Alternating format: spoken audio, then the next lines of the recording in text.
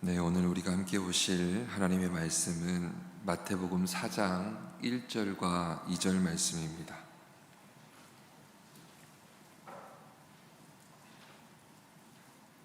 신약 성경 제가 가지고 있는 성경 4페이지고요. 마태복음 4장 1절과 2절 말씀 우리 한 목소리로 함께 봉독하겠습니다. 그때에 예수께서 성령에게 이끌리어 마귀에게 시험 받으러 광야로 가사 40일을 밤낮으로 금식하신 후에 줄이신지라. 아멘. 할렐루야. 제가 한번 이 시간에도 여러분에게 선포할 텐데 여러분 믿음으로 아멘 하시면 하늘에서 큰 복이 임할 줄 믿습니다. 행복하십시오. 성령 충만하십시오. 사랑하는 성도 여러분, 이 세상을 누가 창조하셨습니까? 이 세상을 하나님께서 창조하셨습니다. 그렇다면 하나님께서 창조하실 때에, 이 세상을 창조하실 때에 그 안에, 이 세상 안에 하나님의 영적인 원리가 그 안에 담겨 있지 않겠습니까? 누군가는 삶의 경험을 통해서 지혜를 얻게 됩니다. 그리고 그 얻은 지혜를 가지고 인생에서 승리하는 원리를 깨우치는 사람들이 있습니다. 또 누군가는 수많은 지식을 통해서 알고 배우는 그 일들을 통해 깨우치게 되고 깨우쳤던 그 지식을 가지고 인생에서 승리하는 그 비법을 깨닫고 살아가기도 합니다. 그러나 이 모든 승리의 원리는 세상을 말씀으로 창조하신 하나님의 말씀 안에 이 원리가 다 담겨 있는 줄 믿습니다. 오늘 하나님의 말씀을 청종하며 우리가 성령의 권능을 잊고 여러분에게 주어진 인생에서 반드시 승리하는 그 삶을 아름답게 펼쳐가시기를 주님의 이름으로 축복합니다. 그 영적인 원리와 가르침이 마태복음 오늘 우리가 읽었던 4장 전반에 걸쳐서 기록되어 있습니다. 특별히 마태복음 4장 1절에는 광야가 등장을 합니다. 여러분, 광야는 어떤 곳입니까? 이렇게도 정리하고 저렇게도 정리하고 또 이렇게도 표현하고 저렇게도 표현할 수 있겠지만 그냥 무난하게 누구나 쉽게 광야를 표현해 본다면 광야는 고난과 고독이 가득한 곳이고 아픔과 어려움이 있는 곳이고 또 우리 인생에 외로움이 있는 곳이 광야가 아닐까 싶습니다. 여러분, 누구나 광야를 경험할 것입니다. 태어나서 지금껏 살아오면서 광야를 경험해 보지 못했다? 여러분, 그런 인생은 없을 것입니다. 또 우리는 앞으로 살아갈 날들도 이 광야를 경험하며 살아갈 것입니다. 혹시 여러분이나 여러분의 자녀 인생에 여기 계신 분들 중에 나는 내 인생뿐만 아니라 내 자녀, 나는 아니다 하더라도 내 자녀의 인생에 이 광야의 시간이 좀 비겨갔으면 좋겠다라고 생각하시는 분들 혹시 계십니까? 그렇다면 여러분의 인생에 마음에 있는 그 마음의 소원과 간구의 기도 제목은 저는 개인적으로 바뀌어줘야 된다고 생각을 합니다. 어떻게 바뀌어주면 좋을까요? 저는 이렇게 좀 바뀌어졌으면 좋겠어요. 하나님, 외롭고 아프고 고통스러운 광야의 시간이 누구에게나 주어지겠지만 우리 사랑하는 자녀들이 그 광야의 시간에서 그 거친 파도를 타고 즐길 수 있게 해주시고 그 거센 바람을 타고 하늘 높이 창공을 향해 비상할 수 있는 자녀들 되게 하여 주옵소서. 하나님, 이 시간을 통해서 우리 자녀들이 더욱더 단단해지고 강성하게 하여 주옵소서. 특별히 난관을 두려워하거나 피하는 자녀들이 되지 않게 하시고 그 난관과 두려움을 뚫고 나아가는 하나님 복된 인생으로 살게 하여 주옵소서. 이것이 저는 여러분의 기도 제목이었으면 좋겠어요. 그런데 오늘 본문 1절 말씀을 보니 그 광야를 향해서 예수님께서 성령에 이끌려서 가셨다라고 기록되어져 있습니다. 여러분, 그 광야는요, 베드로전서 4장 15절 말씀을 보니 죄로 인해서 주어질 수 있는 것이 광야이기도 합니다. 근데 오늘 본문을 보니 성령의 이끄심 가운데 당면한 광야일 수도 있다라는 거예요. 여러분이 지금껏 경험해 오셨고 여러분이 지금껏 걸어오셨던 광야는 무엇으로 인한 광야였습니까? 그렇다면 우리가 기도할 것은, 전 이런 기도하셨으면 좋겠어요. 하나님, 저와 우리 자녀들이 광야길이 우리 인생에 주어지고 펼쳐진다 해도 우리 연약함이나 죄로 인한 결과로 주어진 광야가 아니라 철저하게 성령의 인도하심 가운데 허락되어진 광야이게 하여 주옵소서. 여러분, 똑같은 광야를 걸어도 여러분 다르고, 또 기도의 질도, 기도의 내용도 다를 수 있는 것입니다. 여러분, 왜냐하면 성령의 이끄심 안에 광야로 가게 되면 로마서 8장 28절의 결과가 우리에게 주어지게 됩니다. 하나님을 사랑하는 자, 곧 그 뜻대로 부르심을 입은 모든 자들에게 모든 것을 합력하여 선을 이루어 가시는 결과가 광야 속에서 우리에게 주어지는 거죠.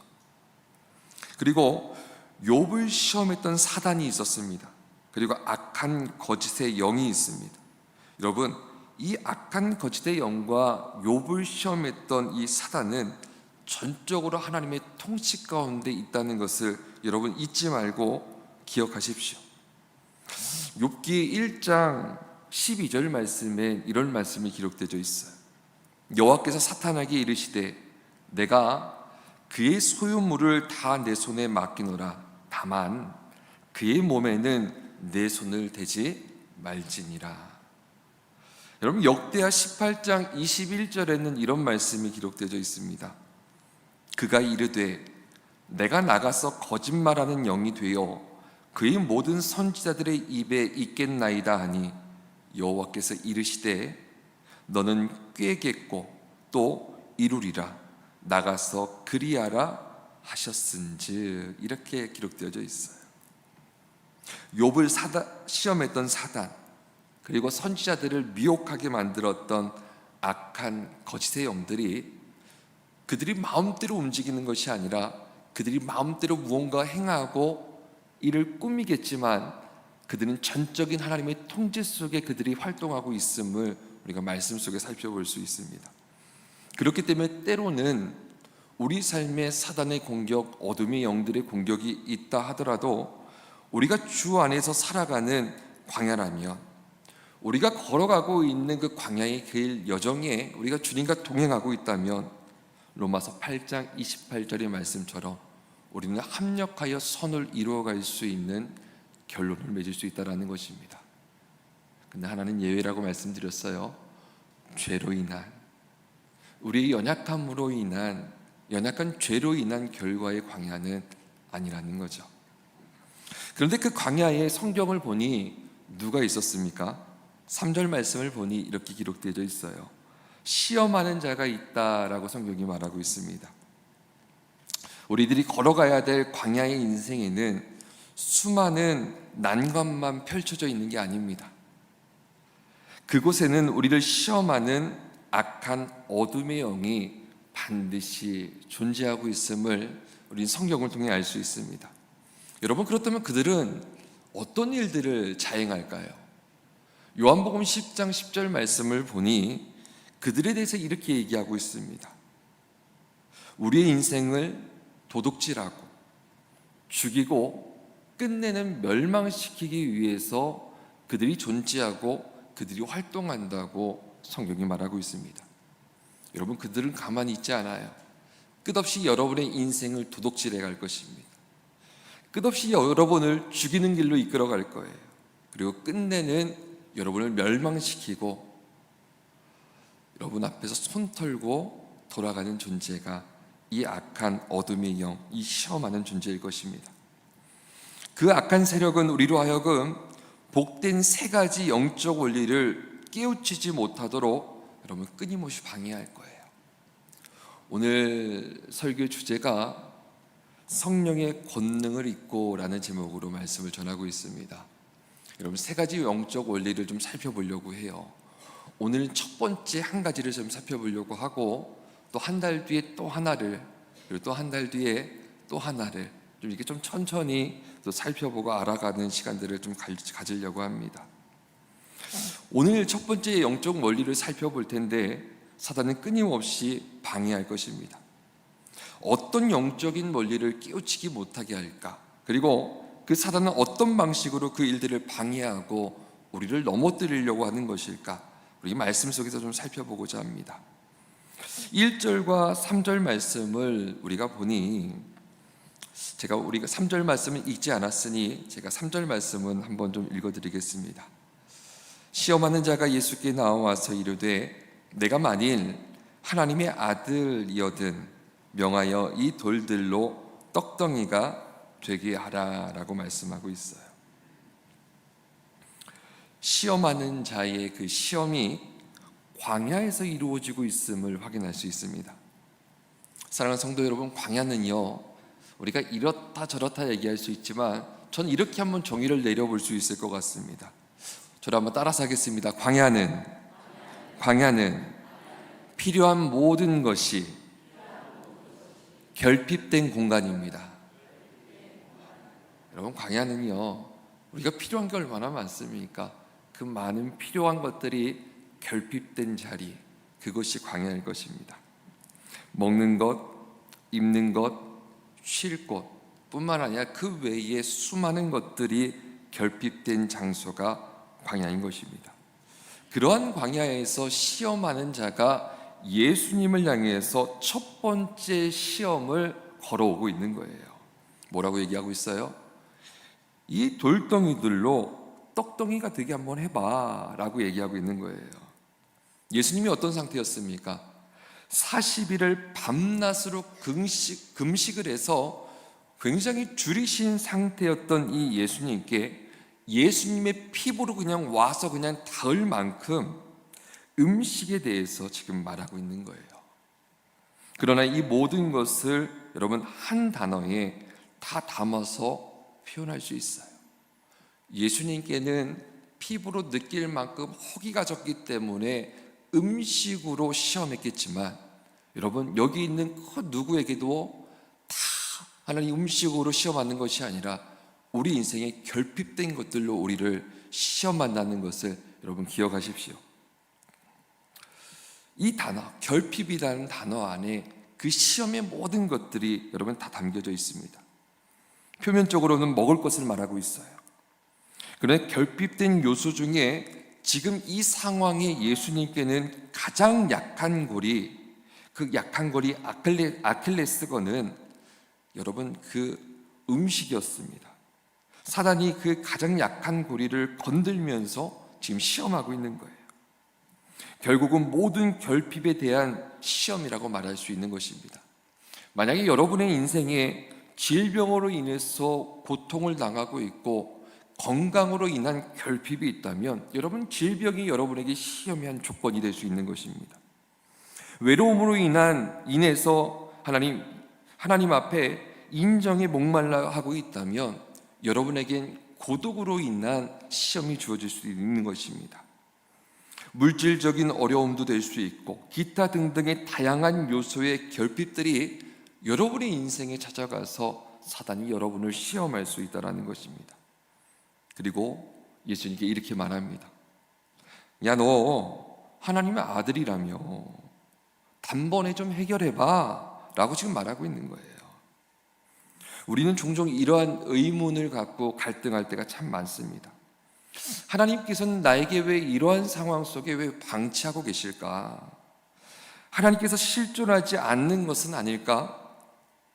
그런데 하나님께서 우리를 귀하게 여기셔서 우리를 연단하시고 우리를 준비시켜 가시기 위해서 그 과정 속에 있는 사람들이 여러분이라면, 하나님께는 때로는 광야와 사지로 여러분을 몰아가셔서 때로는 그 문제를 뛰어넘기를 원하실 때가 있다는 거예요. 그리고 오늘 그러한 상황을, 그 상황의 본을 예수님께서 직접 우리에게 보여주고 계신 것입니다. 4절 말씀 우리가 좀 읽지 않았는데 한 번 더 읽어보겠습니다. 제가 읽어드리겠습니다. 예수께서 대답하여 이르시되 기록되었으되 사람이 떡으로만 살 것이 아니요 하나님의 입으로부터 나오는 모든 말씀으로 살 것이라 하였느니라 하시니. 여러분, 여기 나오는 예수님의 말씀은요, 신명기 8장 3절 말씀을 인용한 말씀이십니다.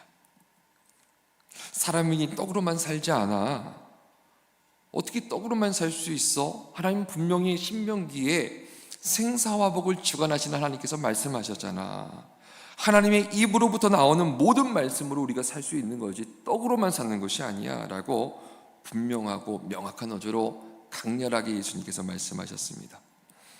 이 말씀을 통해서 인간의 몸을 입고 오신 예수님께서 오늘날 살아가고 있는 우리들에게 깨닫게 하시고자 하는 것이 무엇이겠습니까? 나 너무 배가 고파. 나 너무 죽을 것 같아. 그런데 하나님께서 하나님의 말씀을 붙들면 이겨낼 뿐만 아니라 살 수 있다고 얘기하고 있어 라는 말씀 아니겠어요? 하나님의 말씀을 붙들고 씨름하면서 우리에게 은혜를 누리기를 원하시는 거예요. 어떤 은혜일까요? 여러분, 저를 한번 따라서 고백하겠습니다. 초월의 은혜입니다. 초월의 은혜입니다. 여러분, 우리 예수님께서 말씀 붙들고 그 상황에 얽매이지 않고 그 상황을 초월해서 지금 살아가고 계신 거예요. 여러분의 삶에 질병이 있습니까? 공고함이 있습니까? 외로움이 있습니까? 영적인 눌림이 있습니까? 인간이 해결할 수 없는 염려, 걱정, 근심과 산재한 문제들이 여러분의 인생 가운데 펼쳐져 있습니까? 그리해도 주의 말씀을 붙들고 주님을 붙들고 그 모든 상황을 초월할 수 있는 은혜를 우리가 누리며 살아갈 수 있다는 것을 예수님께서 본이 되어서 직접 우리에게 보여주고 계신 거예요. 여러분이 알고 있는 성경의 인물 중에 이 은혜를 누렸던 사람이 있습니다. 오직 주님만 붙들었던 여러분 다니엘 아시죠? 다니엘서 3장 17절과 18절 말씀엔 이런 말씀이 기록되어 있어요. 왕이여, 우리가 섬기는 하나님이 계시다면 우리를 맹렬히 타는 풀무불 가운데에서 능히 건져내시겠고 왕의 손에서도 건져내시리이다. 그리고 그 다음 되게 유명한 말이 있죠. 그렇게 하지 아니하실지라도 왕이여, 우리가 왕의 신들을 섬기지 아니하고 왕이 세우신 금신상에 절하지도 아니할 줄을 아옵소서. 여러분, 죽음이 문턱 그리고 목 앞에까지 다가와 있는 이 상황 속에서 죽음에 연연하지 않고 결연히 이를 초월하면서 주님 붙들고 지금 있는 거, 주님 붙들고 주님께서 초월하게 하신 그 은혜 속에 지금 살아가고 있는 다니엘이 보이지 않습니까? 저는 저희 교회에 지금 장례가 있습니다. 어제 목회자들 일정이 있어서 일정을 마치고 늦은 저녁에 조문하기 위해 장례식장에 방문을 했습니다.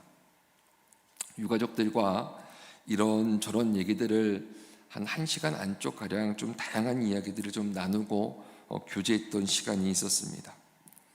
그러면서 이제 이제는 고인이 되신 어머니 권사님에 대한 이야기를 세 분 자녀를 통해서 제가 세세하게 좀 들을 수 있는 기회가 되었습니다.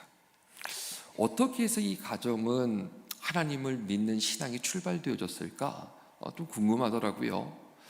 어머니가 1세대라고 제가 들었는데 그다음 그 어머니 권사님은 어떻게 신앙생활을 처음 가지셨을까 궁금했던 거예요. 이제 나이가 93세니까 적지 않은 나이잖아요. 그분께서 젊으셨을 때에는 그럼 신앙생활 한다는 게 쉽지 않았겠죠. 근데 이런 이야기를 들었습니다. 스라의 자녀들이 많이 있는데 그 자녀 중에 한 자녀가 건강이 몹시 좋지 않았다는 이야기를 들었어요. 병명도 알 수 없고 치료도 되지 않고, 이것이 계기가 돼서 하나님을 믿기로 결심하고 하나님만을 섬기기로 결단하셨다는 이야기를 들었습니다.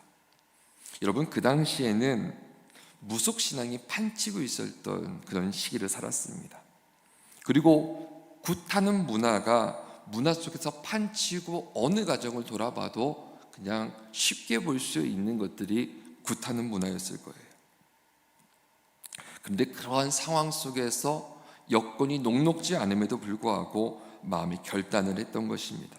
계기는 사랑하는 아들의 연약함이었어요. 오랜 시간 기도했으나 해결되지 않았고 육신의 연약함이나 질병은 그대로 그냥 남아 있었다는 이야기를 들었습니다. 여러분, 많은 사람들이 이러한 상황과 직면한다면 시간이 지나면 지날수록 어떤 결정을 할까요?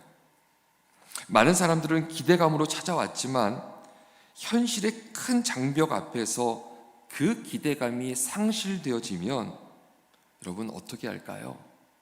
돌아서죠. 이게 아닌가 보구나. 이게 아니네. 여러분, 많은 사람들이 기대감이 상실되면 돌아설 만도 할 텐데 이 어머니 권사님은 다니엘과 같이 그렇게 하지 아니하실지라도 여러분, 하나님을 떠나지 않고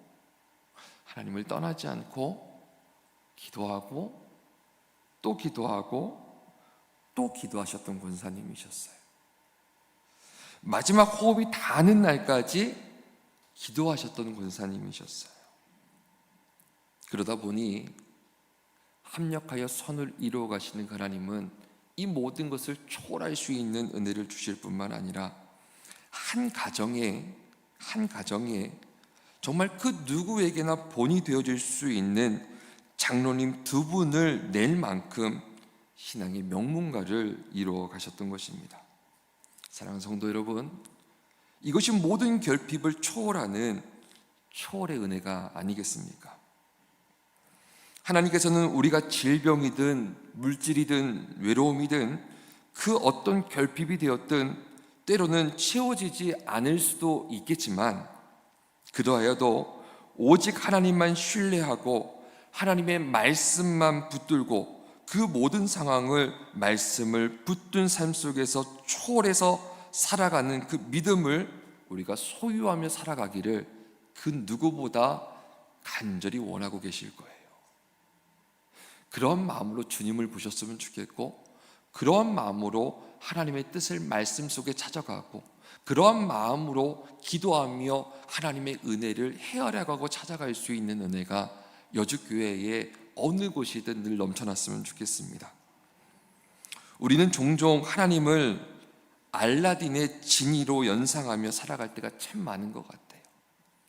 혹은 도깨비 방망이 뚝뚝 두들겨서 금나라 뚝딱 은나라 뚝딱 해서 우리의 무언가 소원을 이루어지는 어떤 도구로 그 하나님을 인식하며 살아갈 때 말하지는 않지만 우리 안에서는 그것이 큰 믿음의 자리를 차지하고 살아갈 때가 참 많은 것 같습니다. 때로는 결핍이 해결되지 않고 그대로 있지만 아직도 내 안에 채워지지 않는 결핍으로 인한 정말 갈급한 목마름이 있지만 우리 하나님께서는 그러함에도 우리가 오직 주님만 붙들고 주님만 신뢰하며 그 결핍을 초월하며 살아가는 그리스도 예수의 장성한 분량까지 서갈 수 있는 믿음의 성숙한 단계까지 다다르기를 그 누구보다도 원하고 계십니다. 여러분, 찬송가는 이것을 어떻게 표현하고 있을까요?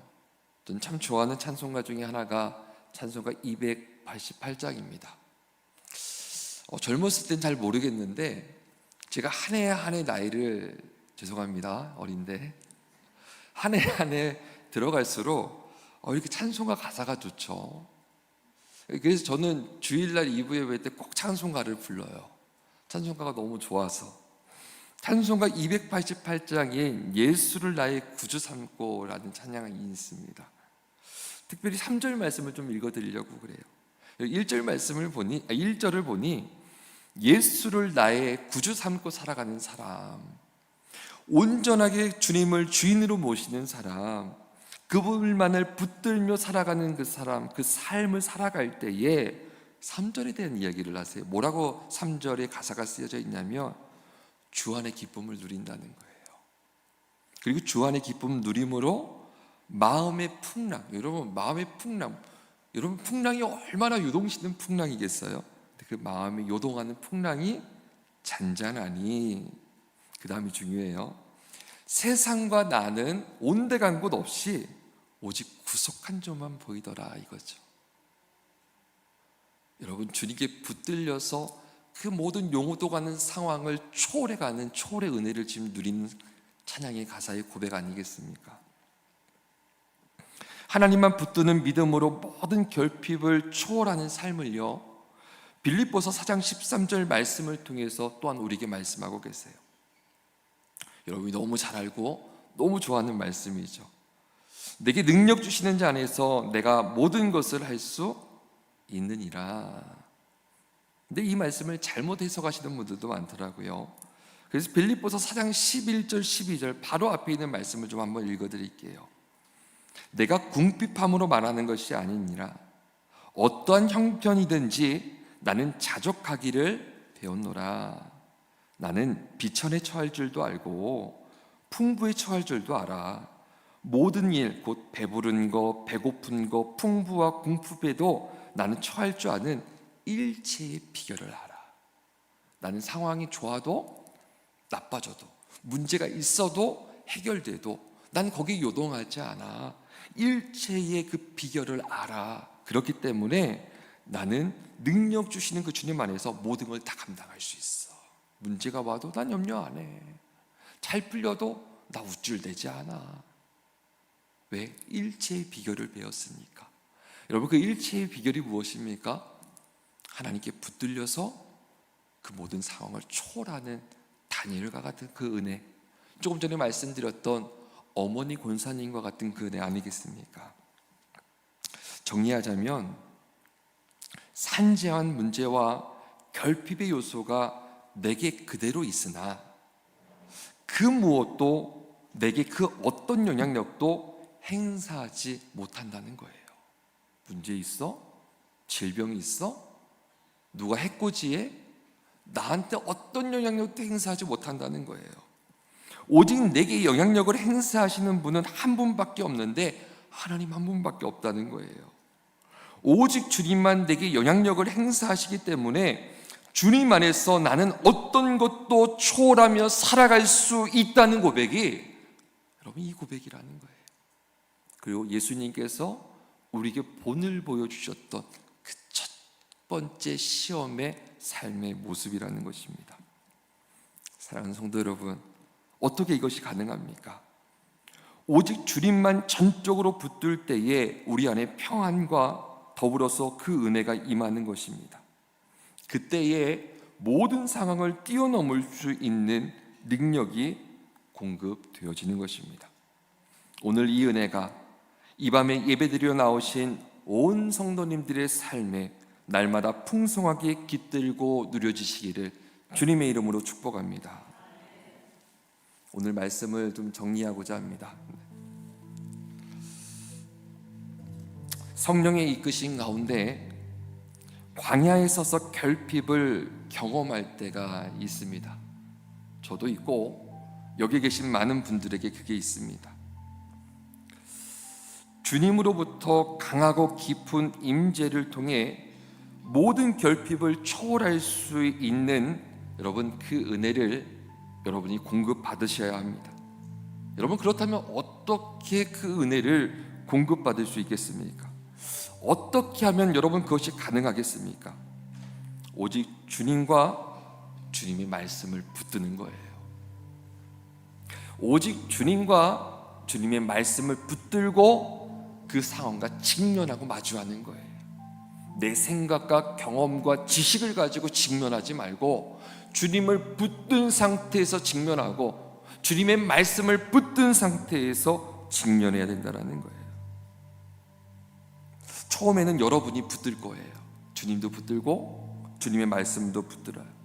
시간이 더해져서 깊은 영적인 세계로 여러분이 들어가면 들어갈수록 여러분이 붙드는 것이 아니라 나중에는 주님이 여러분을 붙드시기 시작을 합니다.